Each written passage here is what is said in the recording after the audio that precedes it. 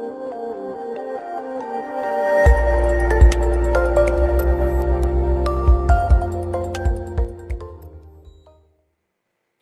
and welcome all of you to our school YouTube channel Gitanjali Public School. Today I am going to explain resource planning of class 10 of first chapter from geography, resource and development. So from resource planning, what we will know, first we will know what is, then why is it important, and how resource planning can be taken. So that means stage.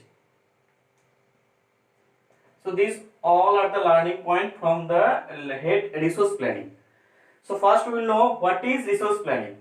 So planning means generally we take some steps for the development and for do the work in better way. So resource planning also like that. Resource planning means planning for the resource.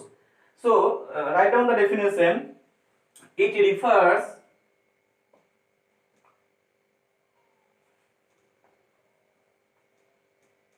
is referred to the strategy for planned and judicious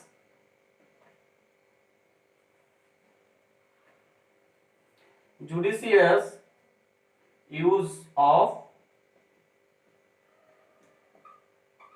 resources. So that means it refers to the strategy for planned and judicious use of resources. Planned means we have to utilize our present resources in a planning way. Judicious means the proper use. Judicious use means proper way use. So that is the definition of resource planning. Now we are going to explain how we can take and why it is important also, and why we will take this resource planning. So that why resource planning is important. So we will know this point on the context of on the view of India. So why is it important in India? Why is it important in India? India has a vast of resource, so why we need a plan? Why we need a planning?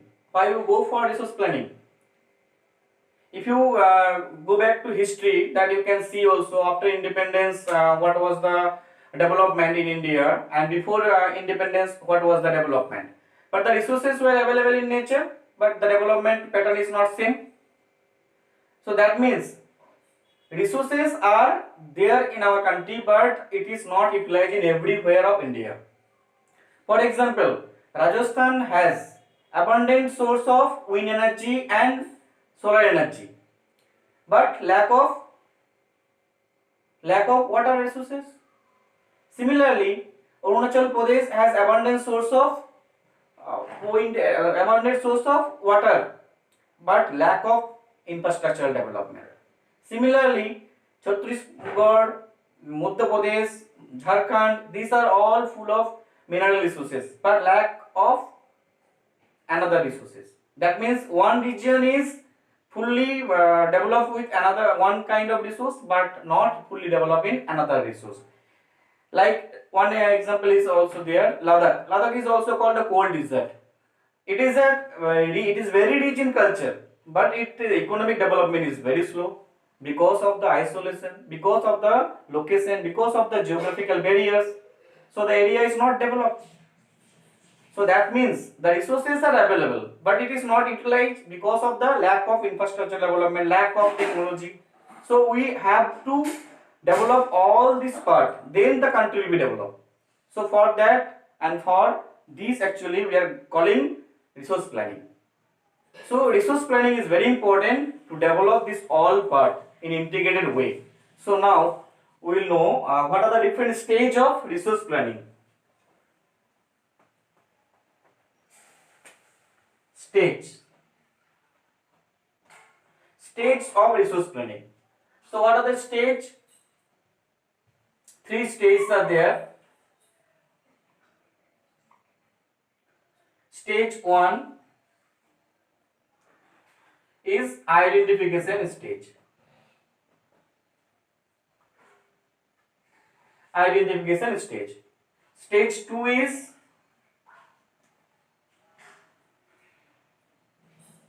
structuring the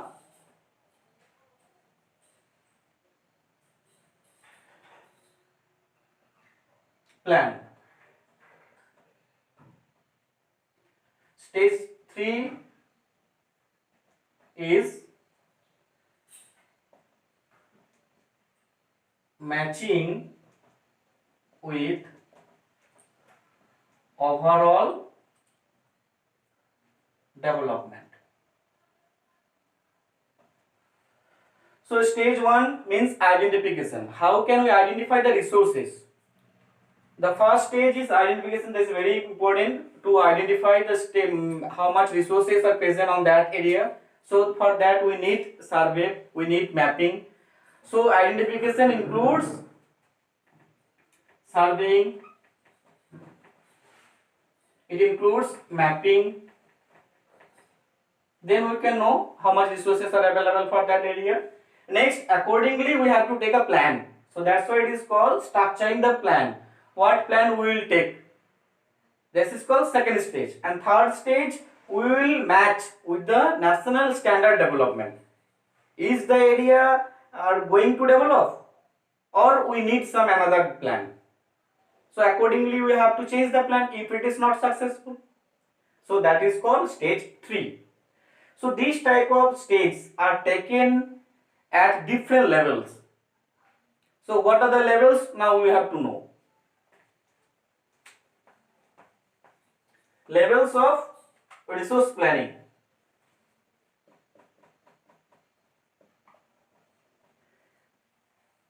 There are 3 levels.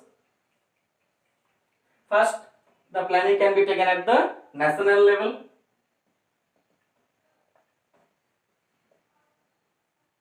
Next, it can be taken also regional level or state level. And the bottom layer is called local level. So this is the level of resource planning.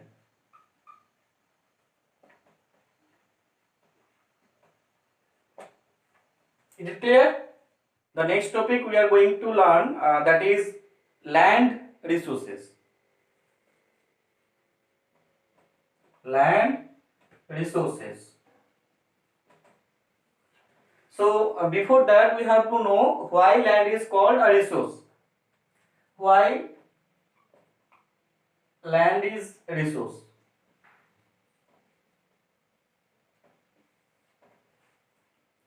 Land is important resource.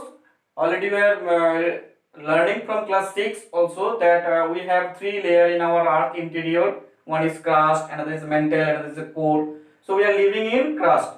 So that is very much important because land provides or supports vegetation, supports agriculture, industry, it supports the communication and transport. It supports the natural habitat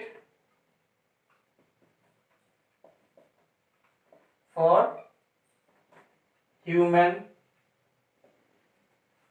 plants, animals, etc. So there are different functions of land.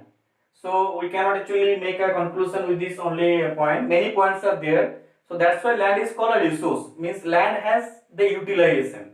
So that's why we will know land utilization. Means land is used for which categories, which purposes land are used. So there is a one classification is there, that is called land utilization.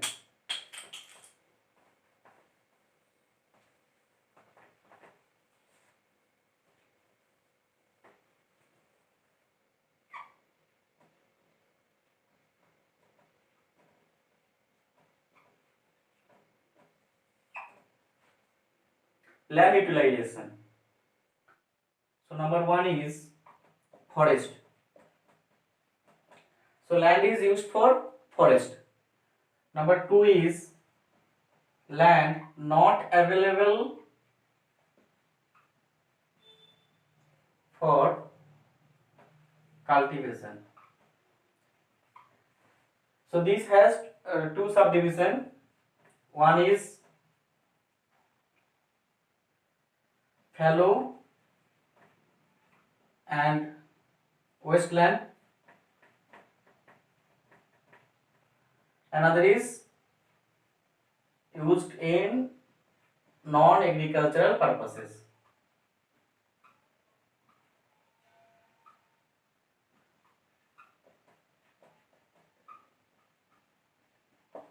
That means land not available for cultivation. That means land is not used for agriculture. One is fallow and wasteland. That means we are not using the land, so that are kept without cultivation. So that are called fallow and wasteland. Another is used in non-agricultural purposes. That means land is used for industrial purposes, land is used for urbanization, land is used for any other project.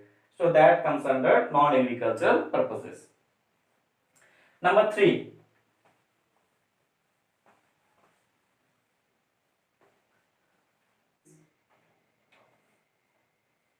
other uncultivated land. This has 3 subdivision. One is permanent pasture and grazing land. Another is land under miscellaneous trees and crops. Another is cultivable wasteland. So that means permanent pasture and grazing land. That land is used for grazing the animal, grazing for the animals permanently. That is called permanent pasture and grazing land. Another is land under miscellaneous trees and crops, which land is used for afforestation, which land is used for cultivating the different types of crops at different season of the agriculture year. Next is cultivable wasteland, which land is kept fallow as, but we can cultivate later. That is called cultivable wasteland. Number 4,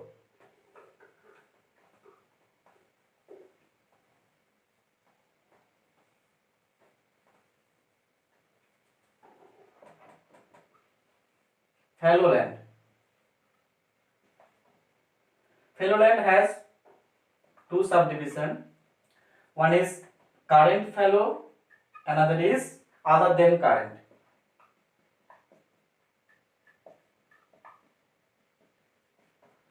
Current means which land is not cultivated, only less 1 year, 1 year or less than 1 year of agriculture year.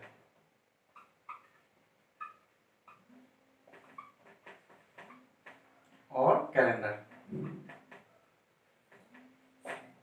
And which land is used for more than 5 years, that is called other than current. More than 5 years. Next, number 5.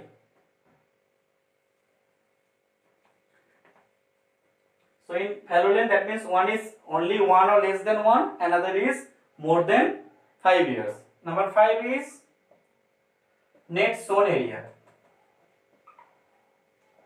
Net sown area, that means the land which is cultivated once in an agriculture year, that is called net sown area. And gross crop area, the land which is used for more than 1 year plus net sown area, that is called gross crop area. So net sown grown area means, net sown area means which land is only cultivated once in agriculture year. So one time in agriculture calendar. If more than one time, then we will get gross crop area. So one time in agriculture area, that is net sown area. If more than one time, then equal to gross crop area. Okay. Now we will know land degradation.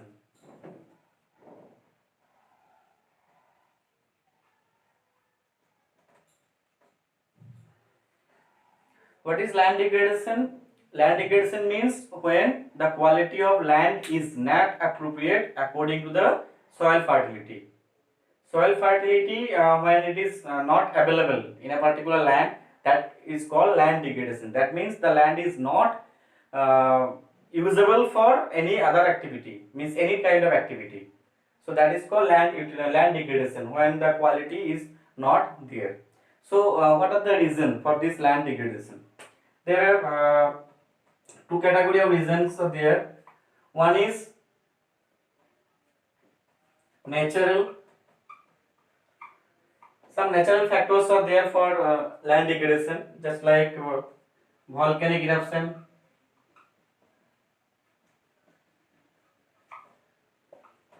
Volcanic eruption also causes land degradation. Next is forest fire. You see also in many news clip, forest fire also causes land degradation, and that is not usable for other purposes. So forest fire, earthquake,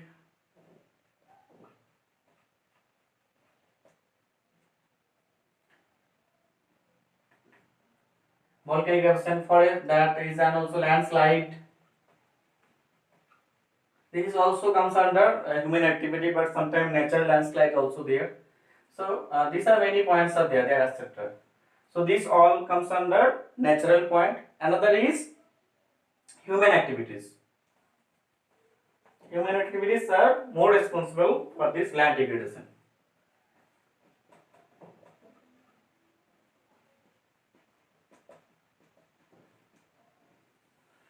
Human activities.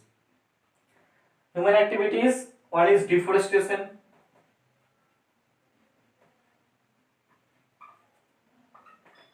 mining,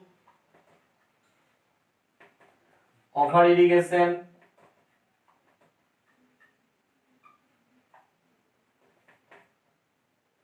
overgrazing. This all, etc. This all causes land degradation. Sometimes combinedly, sometimes one factor is more dominant. So this all actually the reason for land degradation.